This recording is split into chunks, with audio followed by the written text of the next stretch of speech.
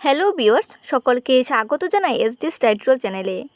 আপনারা যারা 2020-21 এনএসপিতে পোস্ট ম্যাট্রিক স্কলারশিপের জন্য আবেদন করেছিলেন এবং আপনাদের স্টেট লেভেল ভেরিফিকেশন হওয়া সত্ত্বেও স্কলারশিপ পেমেন্টটা আসেনি, আপনাদের জন্য ওবিসি ওয়েলফেয়ার থেকে এই নোটিশটি প্রকাশিত হয়েছে।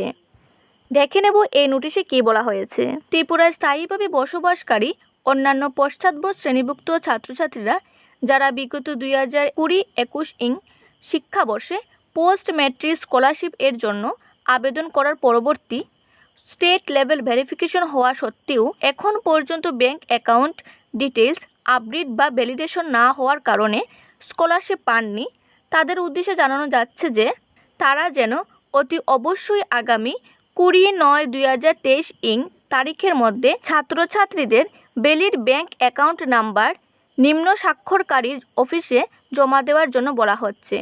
অন্যথায় স্কলারশিপ না পাওয়ার প্রশ্নে পরবর্তী পর্যায়ে কর্তৃপক্ষের কোনো দায়বদ্ধতা থাকবে না। 2020-21 শিক্ষাবর্ষে যারা স্কলারশিপ পাননি তাদের লিস্ট ওবিসি ওয়েলফেয়ার ডিপার্টমেন্ট এর ওয়েবসাইটে দেওয়া হয়েছে।